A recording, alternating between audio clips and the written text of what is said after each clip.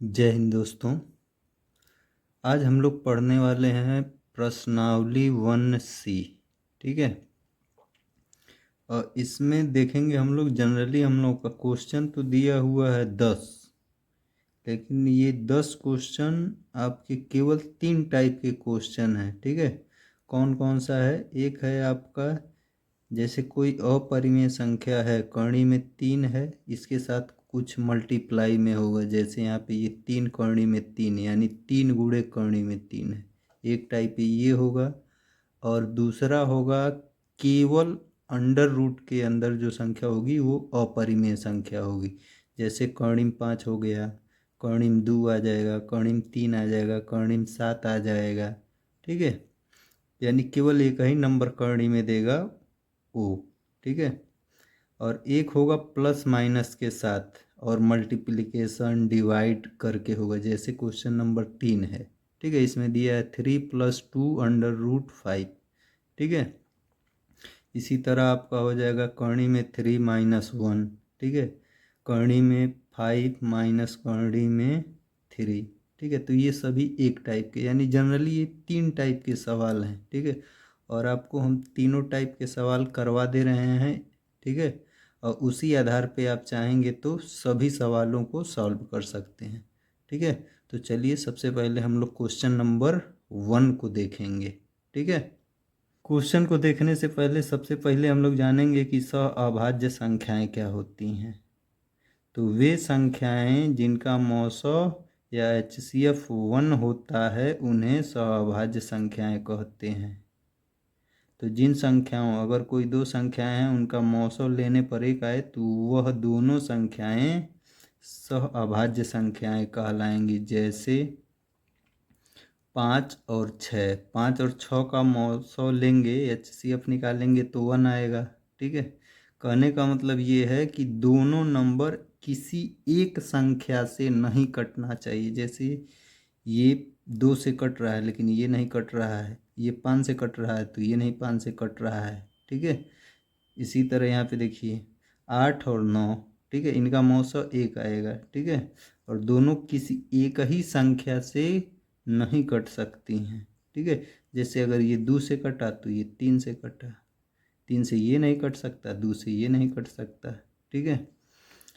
तो इस तरह की संख्याएं सहअभाज्य संख्याएं कहलाती हैं। ठीक है।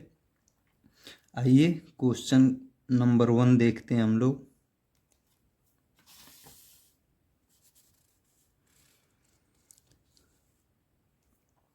क्वेश्चन कह रहा है सिद्ध कीजिए कि 3√3 एक परिमेय संख्या नहीं है। ठीक है। सिद्ध कीजिए कि 3 कर्णी में 3 एक परिमेय संख्या नहीं है, यानी आपको सिद्ध करना है कि यह एक अपरिमेय संख्या है। ठीक है। अपरिमेय सिद्ध करना है तो हम लोग इस टाइप को क्वेश्चन को करने के लिए ये मान लिया जाएगा कि कर्णी में 3 जो है ये आपका अपरिमेय है। ठीक है। ऐसा माना जाएगा। ठीक है।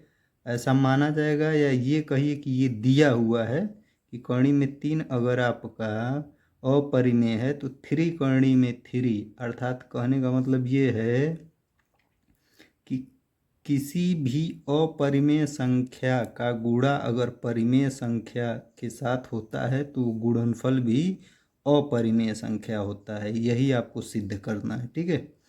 तो इस टाइप के सवाल को करने के लिए हम लोग जो दिया, जो सिद्ध करना है उसी का हम लोग उल्टा मानेंगे। ठीक है। तो हम लोग कहेंगे कि माना 3 कर्णी में 3 एक परिमेय संख्या है। ठीक है। तो अगर परिमेय संख्या है तो इसे हम P/Q के रूप में लिख सकते हैं। और अगर वह सिंप्लीफाई होके किसी, यानी किसी संख्या से अगर कट जाए तो उसे हम इस रूप में लिख सकते हैं 3 कर्णी में 3 = A/B। ठीक है। अब A/B का मतलब हो गया कि ये आपका P/Q के रूप में लिखा हुआ है। यानी कोई संख्या होगा आप P/Q के रूप में लिख रहे हैं। ठीक है। तो मान लीजिए वह सिंप्लीफाई भी तो हो सकता है कट जाए। ठीक है। तो वही मान लीजिए कटने के बाद A/B के रूप में ये आया हुआ है। ठीक है। तो जहाँ ए और बी क्या होंगे, ए और बी सहअभाज्य पूर्णांक हैं, यानी कटने के बाद जो सिंपलेस्ट, जो सबसे सरल अनुपात में मिलता है उसे ही क्या कहेंगे हम लोग, सहअभाज्य पूर्णांक, यानी इनका मौसा एक होगा। ठीक है, तो वही यहाँ बताया गया है कि जहाँ ए और बी सहअभाज्य पूर्णांक है तथा बी शून्य नहीं है। ठीक है, यानी बी शून्य नहीं हो सकता है। ठीक है, अब इससे हम लोग 3 को इधर भेज देंगे तो हो जाएगा कर्णी में 3 बराबर a/3b। ठीक है, अब यहाँ पे हम लोग यहाँ पे ध्यान देना है। ठीक है, यहाँ पे ये तीनों संख्याएं क्या हैं, a, b और 3, ये तीनों संख्याएं पूर्णांक हैं। a और b तो यहाँ पे हम लोग कह दिए सहअभाज्य पूर्णांक हैं, और 3 हम जानते हैं कि 3 पूर्णांक होता है। ठीक है, यानी ये तीनों क्या है, पूर्णांक हैं, और अगर ये तीनों पूर्णांक हैं तो ये परिमेय भी होगा। ठीक है, ये क्या हो जाएगा, परिमेय संख्या हो जाएगा। ठीक है, तो यही कहा गया कि चूंकि ए बी तथा 3 पूर्णांक हैं, इसलिए a/3b एक परिमेय संख्या होगी। अब आप खुद सोचिए कि अगर ये पूरा परिमेय संख्या है तो इसका मतलब ये कर्णी में 3 के बराबर है, तो ये भी तो परिमेय होना चाहिए। जब दोनों आपस में बराबर हैं तो ये परिमेय है, तो ये भी होना चाहिए। ठीक है, तो वही कह रहा है कि अतः कर्णी में 3 भी एक परिमेय संख्या होगी, यानी अगर ये परिमेय संख्या है तो ये भी क्या होगी, परिमेय संख्या होगी। अब बताएंगे चूंकि, परंतु, अब क्या कहेंगे हम लोग, कहेंगे परंतु कर्णी में 3 एक अपरिमेय संख्या है। कर्णी में 3 एक क्या है, अपरिमेय संख्या है। यह विरोधाभास हमारी गलत परिकल्पना के कारण है। यहाँ पे क्या उत्पन्न हो जा रहा है, विरोधाभास उत्पन्न हो जा रहा है। इधर आपका परिमेय मिल रहा है और तो उस हिसाब से इधर भी परिमेय होना चाहिए, लेकिन ये अपरिमेय है। ठीक है, तो यहाँ पे क्या उत्पन्न हो रहा है, विरोधाभास। और ये विरोधाभास क्यों उत्पन्न हो रहा है, तो ये हमारी गलत परिकल्पना के कारण उत्पन्न हो रहा है। अतः 3 कर्णी में 3 एक अपरिमेय संख्या है। ठीक है, अगर हमारी परिकल्पना गलत हो गई कि हमने क्या माना था, हमने माना था 3 कर्णी में 3 एक परिमेय संख्या, और हम कह रहे हैं कि हमारी परिकल्पना क्या है, गलत है। तो इसका मतलब सही क्या है, तो सही है कि कर्णी में 3 एक परिमेय संख्या है। ठीक है, चलिए क्वेश्चन नंबर 2 को देखते हैं हम लोग।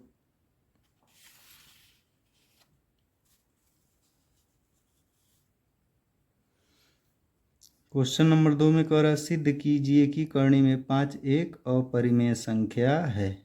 ठीक है, अब यहाँ पे देखिए, अब यहाँ पे आपको जो कर्णी में 5 है इसे सिद्ध करना है, कर्णी में 5 एक अपरिमेय संख्या। और इसके पहले वाले क्वेश्चन में कर्णी में 3 जो था वह दिया हुआ था, एक तरह से समझिए कि अपरिमेय संख्या है। ठीक है ना, तो इसको हम लोग क्या करेंगे, वही काम करेंगे यहाँ पर भी। कहेंगे माना कर्णी में 5 एक अपरिमेय संख्या है, और अगर ये अपरिमेय संख्या है तो इसे हम लोग लिख सकते हैं a/b के रूप में। ठीक है, तो हम लोग कहेंगे इसलिए कर्णी में 5 बराबर a/b, जहाँ a और b सहअभाज्य संख्याएं हैं तथा b 0 नहीं है। अब यहाँ से तिर्यक गुणा कर लेंगे। ठीक है, इधर कर्णी 5/1 है, 1 का गुणा a में होगा a, और इसका इधर इसके साथ गुणा हो जाएगा कर्णी 5b।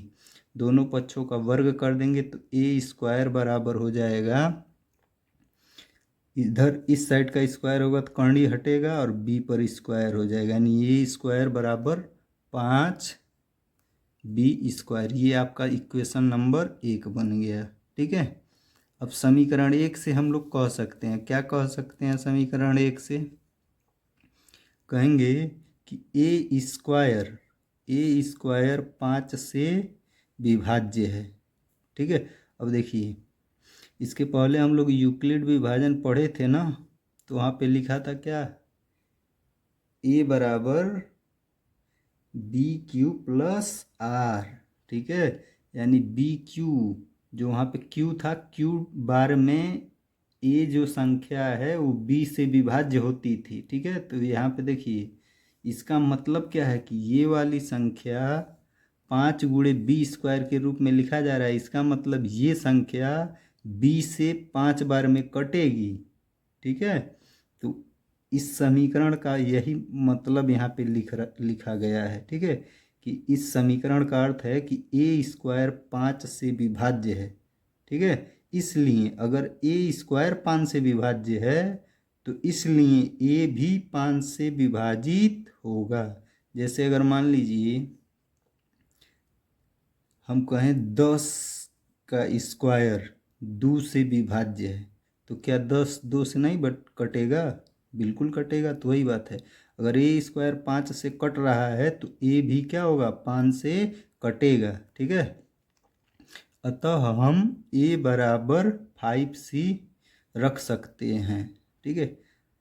a बराबर 5c रख सकते हैं। और ऐसा यहाँ पे क्यों कहा जा रहा है कि a बराबर 5c? अब यहाँ c की जगह ऐसा हम लोग मान ले रहे हैं, ठीक है, कि ये जो है a, ठीक है, वो b से कटेगा तो कितनी बार में कटेगा? a जो है वो 5 से कटेगा तो कितनी बार कटेगा? यानी c बार में मान लेते हैं कट जाएगा, ठीक है। तो ऐसे मानते हुए कि ये a से अगर हम 5 से अगर हम लोग a में भाग देंगे तो यह a c बार में कट जाएगा, ठीक है। इसीलिए यहाँ पे कहे हैं कि हम a बराबर 5c रख सकते हैं, ठीक है, जहाँ c एक क्या होगा? पूर्णांक है, ठीक है। अब समीकरण 1 से हम लोग क्या कर सकते हैं? उसी में a के जगह पे 5c रख देंगे तो हो जाएगा 5c का स्क्वायर बराबर 5b², ठीक है। अब 5 का स्क्वायर 25, c² इधर हो जाएगा 5b², 5 से ये कटेगा तो 5 एक कम 5, 5 बचे 25, यानी इधर बचेगा b² और इधर बचेगा 5c², यानी b² बराबर हो गया आपका 5c², ठीक है। अब ये मान लीजिए आपका समीकरण 2 हो गया। तो समीकरण 2 से क्या स्पष्ट होता है? कहेंगे समीकरण 2 से जिस प्रकार समीकरण ए से हम लोग जो बात कहे थे वही बात यहाँ पर कहेंगे। इस समीकरण को देखते हुए स्पष्ट हो रहा है कि जो b² है वो 5 से क्या होगा? कटेगा, क्योंकि b² को हम लोग लिख रहे हैं 5 × c²। इसका मतलब b² 5 से भी कटेगा और c² से भी कटेगा, ठीक है। तो वही हम लोग कह सकते हैं यहाँ पे कि समीकरण 2 से b² 5 से विभाज्य है, ठीक है। समीकरण 2 से स्पष्ट है कि b² 5 से विभाज्य है, इसलिए b भी 5 से विभाज्य होगा। जब b² 5 से कटेगा तो b भी 5 से कटेगा, ठीक है। अब कहेंगे हम लोग अतः स्पष्ट है कि a और b, अभी इसके पहले हम लोग पहले समीकरण से देखें कि a भी 5 से कट रहा है और यहाँ पे देख रहे हैं कि b भी 5 से कट रहा है, ठीक है। तो दोनों समीकरण से देखने के बाद क्या स्पष्ट हो रहा है कि कहेंगे हम लोग अतः स्पष्ट है कि a और b का एक उभयनिष्ठ गुणनखंड 5 है। क्यों उभयनिष्ठ गुणनखंड 5 है? क्योंकि a भी 5 से कट रहा है, b भी 5 से कट रहा है, ठीक है। तो वही हम लोग कहेंगे कि अतः स्पष्ट है कि a और b का एक उभयनिष्ठ गुणनखंड 5 है, परंतु इस तथ्य का विरोधाभास होता है कि a और b सअभाज्य संख्याएं हैं। क्योंकि भाई हम लोग माने थे शुरू में कि a और b क्या है? सअभाज्य, यानी इनका कोई उभयनिष्ठ गुणनखंड नहीं है एक के अलावा। लेकिन यहाँ पे मिल रहा है कि उभयनिष्ठ गुणनखंड 5 है, ठीक है। तो ये क्या हो रहा है? विरोधाभास हो रहा है। तो वही कहेंगे कि परंतु इस तथ्य का विरोधाभास होता है कि a और b का a और b सअभाज्य संख्याएं हैं, ठीक है। इसलिए यह विरोधाभास हमारी गलत परिकल्पना के कारण है, ठीक है। अतः अब हम लोग यहाँ बता दिए कि हमारी परिकल्पना क्या है? गलत है, ठीक है। तो अतः कड़ी में 5 एक अपरिमेय संख्या है, ठीक है। भाई जब हमारी परिकल्पना गलत हो गई तो सही बात क्या होगा, कड़ी में 5 एक अपरिमेय संख्या होगा। उम्मीद करते हैं कि ये क्वेश्चन आपको समझ में आ गया होगा। ठीक है, एक बार दो बार और देख लीजिएगा अगर पूरा अच्छे ढंग से ना आया हो तो। ठीक है ना, चलिए अगले क्वेश्चन की तरफ चलते हैं।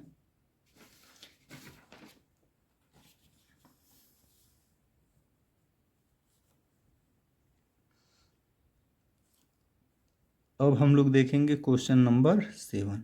कह रहा सिद्ध कीजिए कि कर्ण में 3 - 1 एक अपरिमेय संख्या है। ठीक है, फिर वही काम करेंगे, कहेंगे माना कर्ण में 3 - 1 एक एक परिमेय संख्या है। यानी हमको सिद्ध करना अपरिमेय, हम लोग मान लेंगे कि क्या है, परिमेय संख्या है।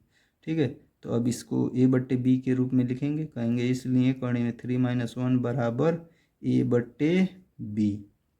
ठीक है, या एक को उधर लेकर जाएंगे तो हो जाएगा कर्ण में 3 बराबर a/b +1, इधर है माइनस, इधर आएगा तो +1 हो जाएगा। या कर्ण में 3 बराबर a प्लस, यहाँ पे एलसीएम ले लेंगे। ठीक है, तो एलसीएम लेंगे, ये 3 गुणा हो जाएगा, अब पूरे का बट्टा b हो जाएगा, यानी a + b/b। अब यहाँ पे ध्यान देंगे कि a आपका क्या है, पूर्णांक है, b पूर्णांक है और ये भी b है। चूँकि a और b क्या है, पूर्णांक है, इसलिए a + b/b एक परिमेय संख्या होगी। ठीक है, अतः इसका मतलब क्या होता है कि अगर ये परिमेय है तो कर्ण में 3 भी परिमेय होगा। क्यों, जो पहला सवाल हम लोग किए थे उसी आधार पे यहाँ पे ये दिया हुआ है, समझिए कर्ण में 3 एक अपरिमेय संख्या है। ठीक है, और इस आधार पे हम लोग क्या पा रहे हैं कि ये आपका परिमेय है तो ये भी परिमेय होना चाहिए। तो कहेंगे अतः कर्ण में 3 एक परिमेय संख्या होगी। भाई ये परिमेय है तो ये भी परिमेय होगी, परंतु कर्ण में 3 एक क्या है, अपरिमेय संख्या है। ठीक है, तो यहाँ पर भी आपका क्या उत्पन्न हो जा रहा है, विरोधाभास उत्पन्न हो रहा है। तो कहेंगे यह विरोधाभास हमारी गलत परिकल्पना के कारण है, अतः कर्ण में 3 - 1 एक अपरिमेय संख्या है। ठीक है, अब यहाँ पे कोई भी सवाल रहेगा आपको हमेशा यही करना है, अपरिमेय को एक साइड कर लेना है और बाकी जो पूर्णांक हैं उनको दूसरी साइड। ठीक, और जो दूसरी साइड पूर्णांक है उनको बता देंगे कि जितने भी पद रहेंगे, जो भी नंबर रहेगा सबको कहेंगे कि ये सभी पूर्णांक हैं, इसका मतलब ये इस साइड का जो पद है वो परिमेय है। ठीक है, तो इधर वाला भी होना चाहिए परिमेय। ठीक है, लेकिन इधर क्या रहेगा आपका, अपरिमेय। तो कहेंगे लास्ट में लिख देंगे कि यह विरोधाभास हमारी गलत परिकल्पना के कारण है। ठीक है, तो गलत जब ये लिख दिए कि हमारी गलत परिकल्पना के कारण है, लास्ट लाइन लिख देंगे अतः, जो आपको सिद्ध करना है कर्ण में 3 - 1 एक अपरिमेय संख्या है। ठीक है, तो उम्मीद करते हैं इसी आधार पे आप लोग अन्य सवाल को लगा लेंगे। ठीक है, और जो भी सवाल न लगे तो आप बताइएगा, उसका सलूशन हम करवा देंगे। धन्यवाद।